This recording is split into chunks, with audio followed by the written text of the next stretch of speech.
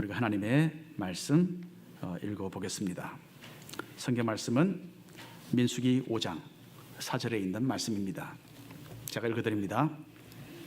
이스라엘 자손이 그같이 행하여 그들을 진영 밖으로 내보냈으니 곧 여호와께서 모세에게 이르신 대로 이스라엘 자손이 행하였더라.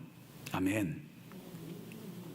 지금부터 1600년 전에 중동에 있는 나라 시리아에 시므온이라는 사람이 있었습니다. 이 사람은 양을 치는 가정에서 태어나서 가난하게 살다가 13살이 되어서 예수님을 믿고 헌신된 삶을 살기로 그렇게 결정을 합니다. 그리고는 교회 역사에 그 이름을 남기는 참으로 중요한 인물이 되었습니다. 그때는 1600년 전이니까 오래전이죠. 그때는 하나님께 헌신된 사람들은 자기 자신의 몸을 좀 괴롭히고 금욕적인 그런 생활을 해야 한다라고 그렇게 많은 사람들이 생각을 했었어요. 그래서 시므온도 예수님을 따르는 제자가 되기 위해서 16살의 어린 나이에 수도원에 들어갑니다. 그런데 이제 시므온이 너무나 열심히 예수님을 섬기려고 자신의 몸을 금욕적인 그런 모습으로 자신의 몸에 심각한 그런 일을 하니까 다른 사람들과 이 수도원 생활을 하기가 어려워졌어요. 그래서 수도사들이 이 젊은이는 우리와 함께 생활을 하기에 참 적합하지 않다라는 그런 이야기를 하면서 그만 이 시므온 젊은 청년을 수도원에서 내쫓았어요. 수도원에서 나왔지만은 시므온은 자기의 몸을 제어하는 그런 생활을 계속했습니다. 먼저 시므온은 작은 오두막 집에 들어가서 거기서 1년 반 동안 나오질 않았어요. 밖으로. 자기 스스로를 감금시킨 거죠. 거기서 무엇을 했겠습니까? 오두막 집에서 시므온은 광야에서 예수님께서 40일 동안 금식하신 것처럼 자기도 40일 동안 아무것도 먹지도 않고 마시지도 않는 그런 금식을 실시했습니다. 사람들은 시므온이 이렇게 한 것은 뭐 기적이나 다름없다 그렇게 생각을 했어요.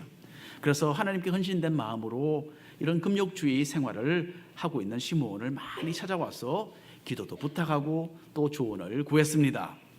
그래서 점점 더 많은 사람들이 몰려오자 시므온은 자기가 하나님께 묵상하고 기도하는 것에 스스로 시간을 많이 빼앗기고 있다는 것을 느끼고 하나님께 헌신할 수 있는 좀 다른 방법 또 다른 어떤 지역을 모색하기 시작했어요. 결국 몇 년 후에 시므온은 시리아 평지에 폐허가 되어 있는 한 옛 도시를 찾아갔습니다. 그리고 거기에 높은 기둥 하나가 덩그러니 서 있는 것을 발견을 했어요. 그러니까 다른 건물은 다 무너지고 기둥만 서 있는 거예요. 그래서 그 기둥은 우리 교회 건물의 한 2배 정도 높이가 되는 한 50피트 정도 되는 그런 높이였어요. 그래서 시므온은 이 까마득하게 높은 기둥 꼭대기에 올라가서 거기에 양팔을 펼 정도의 그 넓이로 평평한 바닥을 하나 만들었습니다. 그리고는 거기에 올라가서 다시는 내려오지 않고 밤낮으로 생활을 하기 시작했습니다. 이 시므온의 헌신을 보고 동네 사람들 또 제자들은 매일 빵과 우유를 가져와서 기둥 꼭대기에 있는 시므온에게 줄을 매달아서 올려다 주었습니다. 그래서 무더운 여름에는 띠약볕 아래에서 그리고 추운 겨울에는 눈보라 속에서 시므온은 그 기둥 위에 좁은 공간에서 계속 그렇게 살았습니다. 그 높은 기둥 꼭대기에서 시므온은 여러 가지 자세로 하나님께 기도를 했어요. 어떤 때는 물론 무릎을 꿇고 기도했겠죠. 또 어떤 때는 똑바로 일어서서 그 높은 곳이 얼마나 어지럽겠습니까, 그렇죠? 똑바른 자세로서 손을 모으고 장시간 동안 기도를 하기도 했습니다. 그리고 어떤 때는 십자가에 달린 것처럼 자신의 양팔을 거기다가 펴놓고 또 오랫동안 기도를 했어요. 가장 많이 알려졌던 이 시므온의 기도의 자세는요, 이렇게 서 있는 채로 허리를 굽혀서 머리가 거의 바닥에 닿을 정도로 하나님께 절을 하는 것이었어요. 어느 날 시므온이 이런 일을 많이 했는데 어느 날 이렇게 시므온이 1240번이나 연달아 절을 하고 나서 그 기둥 위에 쓰러지는 것을 보았다라는 목격자의 글이 아직도 고대 기록에 남아 있습니다. 그만큼 자신의 온 생명을 다해서 몸으로 하나님을 예배하며 섬겼던 사람입니다. 이렇게 높은 기둥에서 홀로 생활을 했지만은 시므온은 이 세상을 등진 사람은 아니었어요. 시므온을 구경하러 사람들이 많이 몰려왔겠죠. 시므온은 매일 아침 이 사람들과 대화를 나누었어요. 그리고 기둥 위에서 설교를 하고는 했는데 이 세상의 욕심을 멀리하고 진실된 마음으로 하나님을 섬겨야 한다라는 그런 내용으로 참 부드럽고 또 사랑스러운 목소리로 설교를 전했다고 합니다. 자, 시므온이 기둥 위에서 하나님께 헌신된 이런 생활을 하는 동안에 로마의 황제들도 시므온의 말에 귀를 기울였어요. 그리고 여러 교회 지도자들이 시므온을 찾아와서 만나고 대화를 나누었습니다. 자, 한 번은 시므온이 그 기둥 위에서 병이 들어 목숨이 위태한 때가 있었어요. 그때 로마 황제는 교회 지도자 3명을 보내서 이 시므온이 제발 그 기둥에서 좀 내려와서 치료를 받아야 된다라고 그렇게 권유를 했다고 합니다. 하지만 시므온은 모든 것을 이미 하나님의 손에 맡겼던 사람이죠. 그래서 내려오지를 않았는데 그 후에 얼마 되지 않아서 완쾌되는 그런 기적을 또 경험을 했습니다. 어느 날 아침에 사람들은 이 시므온이 움직이지 않는 것을 보고 이상하게 생각하고 그 기둥 위로 어느 한 사람을 올려 보냈어요. 자, 거기에 시므온은 기도하는 자세로서 죽어 있었습니다. 그때 시므온의 나이는 거의 70세였다고 이야기를 합니다. 그리고 이 기둥 위에서 내려오지 않고 자그마치 37년을 지낸 후였다고 합니다. 자, 이 죄와 타락으로 얼룩진 이 세상에서 영적인 정결을 유지하며 하나님 한 분만을 섬기기 위해서 참으로 독특한 삶을 선택했던 어느 옛 성도에 대한 실제적인 이야기입니다. 자기 자신과 참 치열한 싸움을 싸우고 이 거룩한 모습을 간직하면서 하나님과 동행하려 했던 이 시므온의 모습은 우리 현대인들에게는 쉽게 이해가 되지 않는 그런 부분이기도 합니다. 그리고 이런 모습으로 사는 것이 바람직한 것은 아니다라는 것에 우리는 다 동의할 수 있습니다. 하지만 자신을 버리고 정결한 모습으로 하나님을 섬기겠다라는 그 헌신적인 마음과 그 신앙은 우리 모두에게 신선한 도전을 던져주는 것이 사실입니다. 성경 민수기서를 읽으면서 우리는 거듭해서 이 거룩한 모습으로 살아야 한다라는 이 하나님의 말씀에 부딪히게 됩니다. 이런 성경의 교훈은 타락된 세상의 흐름 속에 별 생각 없이 그냥 휩쓸려가는 우리의 마음을 흔들어 깨어 놓아야 합니다. 우리 오늘도 정결을 유지하라는 이 하나님의 말씀을 통하여서 우리의 생각과 삶의 태도에 도전을 받고 더 높은 차원의 신앙으로 발돋움해보는 이 한 시간 되기를 간절히 바랍니다. 이스라엘 백성은 노예로 지내던 애굽 나라에서 출발하여서 광야 여행길 3개월 만에 시내산에 도착을 합니다. 이 산에서 하나님께서는 구름과 또 번개와 큰 나팔 소리 가운데 이스라엘 백성들을 만나 주셨습니다. 그리고 하나님은 이스라엘 백성이 그 하나님이 되어 주시겠다라고 약속을 하셨고요. 이스라엘 백성은 이 유일하신 하나님 여호와 한 분만을 섬기겠다, 그렇게 하나님과 언약을 맺었습니다. 이스라엘 민족은 다른 어느 민족에게도 주어지지 않았던 이 하나님의 선택받은 백성들이 된 것입니다. 자기들을 노예로 삼았던 애굽 나라의 큰 재앙을 내리시고 해방시켜 주신 이 하나님을 자기들의 하나님으로 삼는 것은 이스라엘 백성으로는 무한한 영광이었습니다.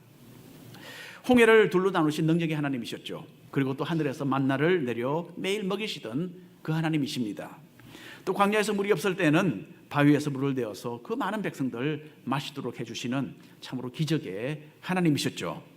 이스라엘 민족이 이렇게 하나님의 백성이 되겠다라고 기쁘게 약속했던 것에는 그 외에 또 한 가지 이유가 있었습니다. 하나님께서는 지금까지 애굽에서 대대로 노예 생활을 하던 이스라엘 백성에게 나라를 이루고 정착할 수 있도록 한 땅을 주시겠다라고 말씀을 하셨던 것입니다. 이스라엘 민족은 이때로부터 약 600년 전에 살았던 자기들의 조상 아브라함에게 주시겠다고 했던 그 가나안 땅을 하나님께서 자기들의 새로운 나라의 영토로서 넘겨주시겠다라는 그 약속의 말씀을 들었던 것이죠. 그러니까 이스라엘 민족의 입장에서는 여러분, 이 시내산에서 하나님을 섬기는 백성이 되겠다라는 언약을 마다할 이유가 없었던 것입니다. 이런 능력 있는 하나님께서 자기들 편에 계신다면 이 광야를 통과하는 과정에서 여러 사나운 다른 민족으로부터 안전할 수 있었습니다. 그리고 젖과 꿀이 흐른다고 말할 정도로 그 기름진 가나안 땅을 얻는 것은 지금까지 노예로서 나라가 없던 그런 민족으로 살았던 이 이스라엘 민족에게는 참으로 꿈과 같은 그런 축복의 언약이었던 것입니다. 그런데 여러분, 여기에 한 가지 문제가 있었어요. 자기들에게 다가오셔서 애굽 나라의 그 종살이에서 해방시켜 주신 이 하나님은 거룩하신 하나님이셨어요. 그 당시에 여러 다른 민족들이 섬기던 그 수많은 신들과는 달리 여호와 하나님은 자신의 백성으로부터 영적인 순결을 요구하셨어요. 그리고 이스라엘 민족은 이 영적인 정결을 지키기 위해서 사랑하는 가족을 진영 밖으로 내보내야만 하는 그런 어려운 결정을 오늘 본문 말씀을 보니까 내려야만 했습니다. 민수기 5장 2절부터 4절까지 말씀을 우리가 나누어서 제가 한 절 여러분 한 절 나누어서 읽어보겠습니다. 이스라엘 자손에게 명령하여 모든 나병 환자와 유출증이 있는 자와 죽음으로 부정하게 된 자를 다 진영 밖으로 내보내되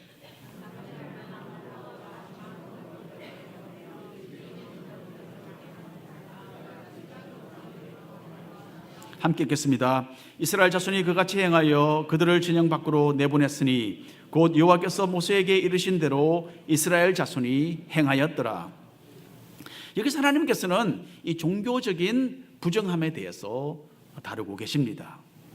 그러니까 거룩하신 하나님께서는 자기가 도무지 용납할 수 없는 이 몇 가지 일을 지적하시면서 이런 일로 부정한 사람들은 진영 밖으로 내보내야 한다라고 그렇게 명령을 내리셨어요.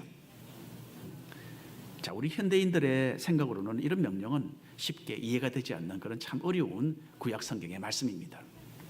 하지만 그 당시 사람들의 그 사고방식을 한번 고려해 본다면 하나님의 말씀에 타당성이 있다는 걸 우리도 금방 알게 될 것입니다. 먼저 하나님께서는 거룩하신 그 성품이 있다는 것, 이거 우리 마음에 새겨두는 것 참으로 중요합니다. 하나님은 산타 할아버지처럼 언제나 호호 웃으시면서 우리가 좋아하는 선물을 막 잔뜩 안겨주시는 그런 분은 아니십니다. 물론 상상할 수 없는 그런 사랑으로서 무한하게 우리를 사랑해 주시는 좋으신 분이시죠. 자기의 독생자를 이 세상에 보내서 죽게 하시기까지 우리를 아끼시고 귀하게 여기시는 좋으신 하나님이십니다. 하지만 동시에 하나님은 거룩하신 분이세요. 죄인들인 우리가 정결하게 되지 않는다면 이 거룩하신 하나님을 가까이 하면서 무사할 수가 없습니다. 하나님은 활활 타오르는 불꽃같이 순결하시고 거룩하신 분이시기 때문에 그렇습니다. 이전에 뉴턴에 대한 이야기를 들려드린 적이 있습니다. 지금부터 300년 전에 만유인력의 그 법칙을 발견했던 이 아이색 뉴턴이라는 영국의 과학자가 있었죠. 한 번은 뉴턴이 시험 삼아 햇빛을 잠시 맨눈으로 쳐다보았다고 합니다. 그런데 그 빛이 얼마나 강렬했던지 그만 그 눈의 망막에 손상을 입고 말았어요. 그리고 얼마 동안 앞을 보지 못하게 되었습니다. 뉴턴은 집에서 문을 다 닫고 커튼을 치고 모든 빛을 차단시켰어요. 너무나 눈이 괴로웠기 때문에. 이렇게 해서 완전히 어두운 방에서 생활했지만은 이 망막에 남겨졌던 그 밝은 햇빛의 그 형상은 3일 동안이나 지워지지 않았다고 합니다. 그리고 그 밝은 빛 때문에 그 3일 동안의 그 기간을 소경으로 지냈어요. 아마도 그 햇빛을 조금만 더 오래 올려다 보았다면 뉴턴은 아마 완전히 실명을 하고 말았을 것입니다. 여러분, 인간의 눈은요, 인체에 있어서 가장 정교하고 훌륭하게 만들어진 부분입니다. 하지만 해의 그 밝은 빛을 직접 들여다볼 수는 없는 연약한 기관이에요.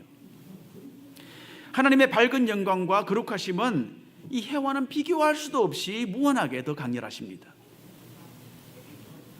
하나님은 태양을 만드신 분이시니까. 이런 하나님을 우리는 감히 함부로 대할 수 없는 것입니다.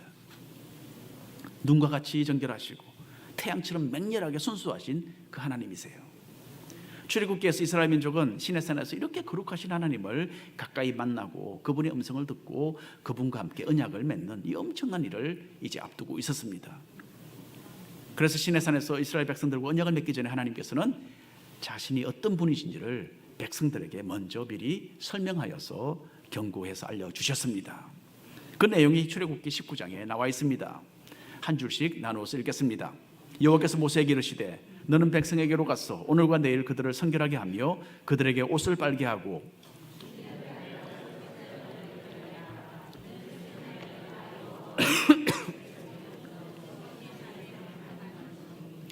너는 백성을 위하여 주위의 경계를 정하고 이르기를 너희는 삼가 산에 오르거나 그 경계를 침범하지 말지니. 아멘. 감사합니다. 자, 죄를 먹고 마시듯 하는 인간이 이 거룩하신 하나님을 만나고서 성할 리가 있겠습니까? 그래서 하나님께서는 이 백성에게 자신의 거룩함에 대한 그 교육을 시키시고 또 몇 가지 지시를 내리십니다.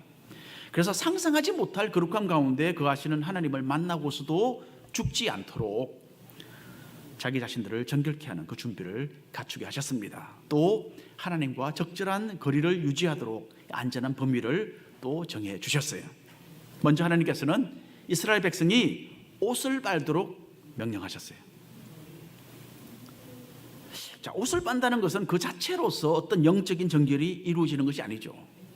예, 옷을 빤다. 그것을 어떻게 우리가 영적으로 정결해질 수 있겠습니까? 하지만 옷을 빠는 그 행위를 통해서 정결한 모습으로 하나님을 만날 그 마음의 준비가 이루어지는 것을 하나님은 원하셨던 것입니다. 이것은 그 당시에 일반 백성이 나라의 왕을 만날 때에 갖추어야 할 기본적인 자세이기도 했습니다. 따라서 거룩하신 하나님 앞에 서기 전에 인간은 마땅히 스스로를 준비하고 적절한 그 예의를 갖추어야 했던 것입니다. 우리의 생각을 초월하시는 무한하신 하나님께서는 인간이 이해할 수 있는 그 범위 내에서 자기의 거룩함에 대한 적절한 요구를 하셨어요. 그래서 이스라엘 백성에게 옷을 빨아야 한다, 그렇게 말씀을 하셨습니다. 그리고 하나님께서는 이스라엘 백성이 자기와 너무 가깝게 접근하지 못하도록 경계를 설정해 주셨어요. 자, 하나님의 거룩하심에 죄인된 인간이 침범하지 말아야 했기 때문에 그렇습니다. 이렇게 적당한 거리를 유지하는 것 또한 세상의 왕들을 만날 때 일반 백성들이 꼭 지켜야만 했던 부분이죠. 이것은 요즘에도 마찬가지입니다. 요즘에도 대통령 너무 가까이 다가가면 봉변을 당하겠죠, 그렇죠? 경호위원들에게. 이렇게 세상 사람들이 가지고 있었던 그 일반적인 사고 방식의 그 한계 내에서 하나님께서는 자신의 그 영광스러운 위엄과 불꽃같이 거룩하심에 대한 올바른 반응을 요구하셨던 것입니다. 따라서 오늘 읽은 민수기 말씀도 이런 비슷한 맥락에서 이해해야 합니다. 민수기 5장 2절부터 4절까지 말씀을 다시 한번 한 주씩 나눠서 읽어보겠습니다. 이스라엘 자손에게 명령하여 모든 나병 환자와 유출증이 있는 자와 죽음으로 부정하게 된 자를 다 진영 밖으로 내보내되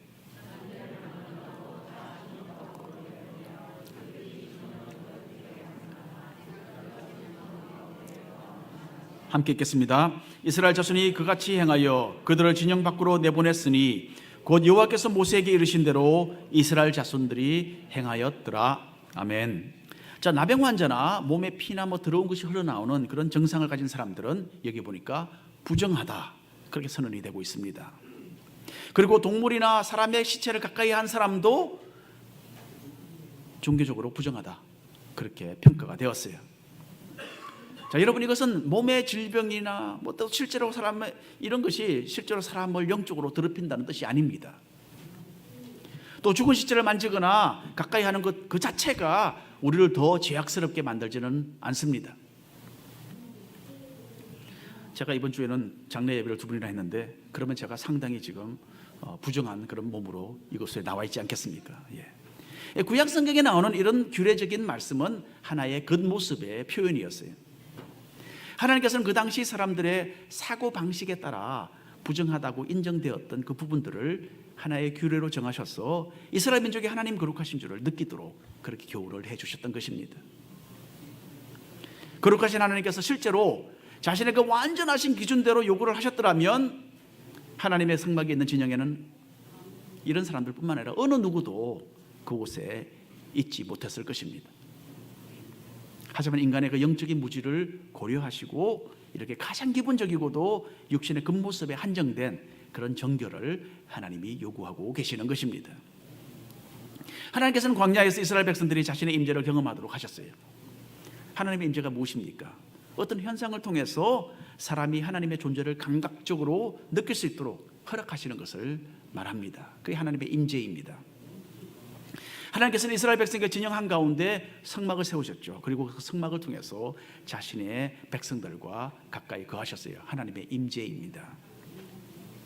따라서 이스라엘 백성들은 하나님의 거룩하심을 기억하고 정결을 유지해야만 했어요. 그래서 규례적으로 이 정결하지 못한 가족을 진영 밖으로 내보내야만 했던 것입니다. 그러니까 가족이 생이별을 해야 하는 이 아픔을 통해서 하나님을 얼마나 거룩한 분으로 모시고 섬겨야 하는지를 그들은 느끼게 되었던 것입니다. 우리 현대를 사는 우리 믿는 사람들도 이런 동일한 마음의 자세를 간직해야만 합니다. 이스라엘 백성의 진영 중앙에 하나님의 임재가 있었던 것처럼 우리 믿는 사람들의 마음속에는 하나님의 성령께서 거하십니다. 그래서 사도 바울은 우리 믿는 사람들의 몸은 하나님의 성전이다 그렇게 가르쳤어요. 고린도전서 3장 16절 17절에 있는 말씀을 한 목소리로 읽어보겠습니다. 너희는 너희가 하나님의 성전인 것과 하나님의 성령이 너희 안에 계시는 것을 알지 못하느냐. 누구든지 하나님의 성전을 더럽히면 하나님이 그 사람을 멸하시리라. 하나님의 성전은 거룩하니 너희도 그러하니라. 우리는 온 우주에서 가장 따뜻하시고 사랑이 많으신 하나님 아버지의 아들과 딸들입니다. 그렇기 때문에 이 세상에서 우리 믿는 사람보다 더 행복한 사람은 없습니다. 우리가 가장 행복해요. 그런데 동시에 이 하늘의 아버지께서는 우리가 절대로 감당하지 못할 가장 순결하시고 거룩하신 영광의 하나님이신 것입니다. 여러분 이런 것 경험해 보셨죠? 새 옷을 입고 식당에 갔는데 그냥 음식물이 그만 그 옷 위에 떨어지는 그런 아주 속상하는 경험 모두가 해보셨을 것입니다. 저도 음식물이 떨어져서 입을 수 없는 옷이 있어요. 어떻게 합니까? 그럼 차를 고치거나 할 때에 작업복으로 사용하려고 한 곳에 어디 처박아 두었어요. 예. 그 음식물 자국이 빠지지 않고 얼룩진 채로 남아 있다면요, 그 옷은 본래의 가치를 잃고 마는 것입니다. 만일에 죄의 길에서 우리가 헤매고 있다면, 헤어나지 못하고 있다면 우리는 하나님의 거룩한 백성으로서의 그 본래 가치를 상실하고 마는 것입니다. 가치 없는 삶을 사는 거죠. 이사야 64장 6절에 이런 말씀이 있습니다. 무릇 우리는 다 부정한 자 같아서 우리의 의는 다 더러운 옷 같으며 우리는 다 잎사귀같이 시들므로 우리의 죄악이 바람같이 우리를 몰아가나이다. 죄악에 헤매고 있는 사람의 그 안타까운 모습이 여기에 그려지고 있습니다. 지금부터 10년 전에 조지 부시 대통령의 국내 정책 고문으로 일하던 클라우드 앨런이라는 사람이 있었어요. 그런데 이 사람이 갑자기 어느 날 사임을 하고 말았어요. 아무도 그 사람의 그 사임의 실제 이유를 알지를 못했어요. 백악관에서도. 그냥 자기 자신의 가족과 더 시간을 보내고 싶다. 뭐 그 이유로 주로 이제 그런 이유를 내세우잖아요. 그냥 사임을 했어요. 그런데 그 후에 한 달이 지나니까 그 사건의 진상이 이제 밝혀지기 시작합니다. 이 앨런이라는 사람은 타겟 백화점에 가서 그 사기를 치다가 경찰에 잡혀서 조사를 받고 있었던 겁니다. 이 사람은 상습적으로 백화점을 상대로 작은 사기극을 벌려왔던 것으로 드러났습니다. 그런데 어떻게 사기를 쳤는지 제가 가만 이거 보니까 이전에 제가 이렇게 하면 되겠다라고 생각했던 그런 방법이더군요. 근데 제가 그걸 여러분에게 가르쳐 주면 또 그냥 별로 은혜가 안 될 것 같아서 가르쳐 드리지 않겠습니다. 정말 궁금하시면 나중에 저한테 찾아오세요. 제가 말씀드릴게요.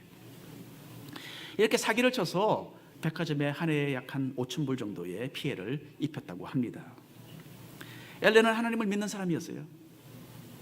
그리고 부시 행정부의 참으로 중요한 역할을 감당하고 있었습니다. 하지만은 자기가 해결하지 않았던 그 죄로 인해서 결국에는 꼬리를 잡히게 된 것이었어요.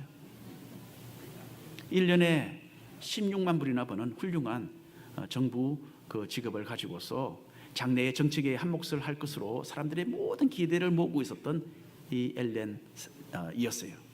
하지만은 이 좀도둑의 버릇을 제어하지 못해서 한순간에 그 모든 것을 날려버렸던 참으로 허무하고도 안타까운 그런 인물이었습니다. 그리고 자기에게 부여되었던 그 귀중한 역할을 제대로 수행하지 못하고 그만 중간 하차하고 마는 실패자가 되었던 것입니다. 여러분, 우리는 하나님의 거룩하심에 어울리지 않는 모습들을 우리의 삶 속에서 추방시켜야 합니다. 그렇지 않으면 우리는 하나님의 목적에 아무런 쓸모없는 가치 없는 사람들로 전락하고 말 것입니다. 오늘 결론의 말씀을 드립니다.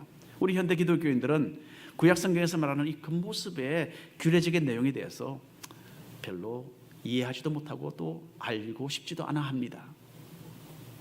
질병이나 죽은 사람의 시체로 인해서 스스로를 부정하게 여겼던 이 구약의 성도들이죠. 그래서 우리는 중요한 것은 마음인데 이 사람들은 왜 이렇게 외형적인 것에 신경을 그렇게 쓰고 살았는가 좀 답답하게만 느껴지기도 합니다. 근데 여러분 참 아이러니컬하게도 이 외형적인 부분에 신경을 많이 쏟는 사람들은 바로 우리 현대인들이에요. 우리는 몸을 깨끗하게 또 정결하게 잘 유지하는 데에 많은 시간과 돈을 투자합니다. 그렇죠? 대부분의 사람들은 매일 샤워를 하죠. 간혹 가다가 이틀에 한 번 하는 분이 있을 수도 있겠지만 대부분의 사람들은 매일 좋은 비누, 가장 좋은 비누를 사용해서 샤워를 합니다. 또 비싼 샴푸로 또 머리를 감습니다. 근데 그 끝이 아니에요. 그 다음에는 또 특별한 컨디셔너로 또 다시 또 머리를 잘 씻죠. 그렇게 우리가 외형적인 부분에 신경을 많이 씁니다. 뿐만 아니라 옷도 매일 갈아입어요. 예. 보통 하루 이틀 입고는 그냥 갈아입지 않습니까? 여러분 이것은 이전에 살았던 왕들보다도 더 편안하고 좋은 옷을 우리가 입고 사는 겁니다. 옛날에 왕들도 그렇게 하지 못했어요.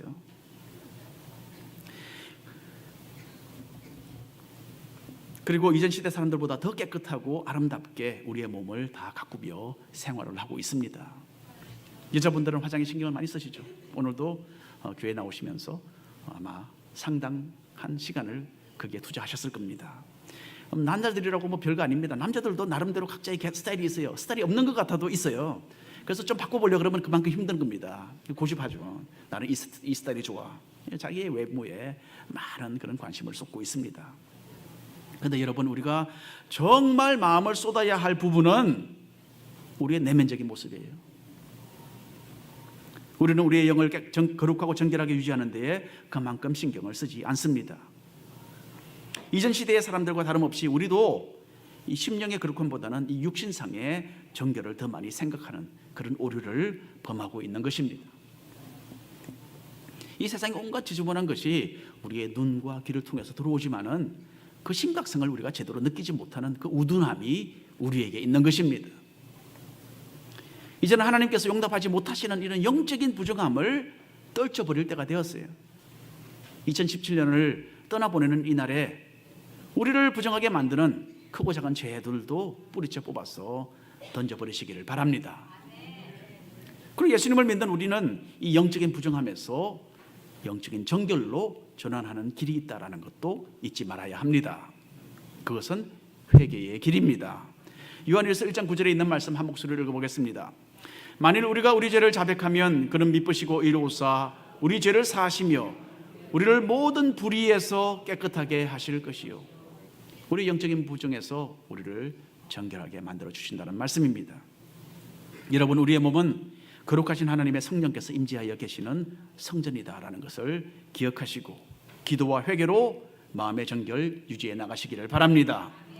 하나님의 거룩하심에 어울리지 않는 그런 모습들 하나씩 삶 속에서 추방시키시고 하나님의 백성답게 변화되어야 합니다. 그리고 영적인 정결을 유지하여 거룩하신 하나님을 닮아가시고 우리 각자를 향한 하나님의 목적에 맞게 쓰임받는 거룩한 그릇들이 되시기를 축원합니다. 기도하겠습니다.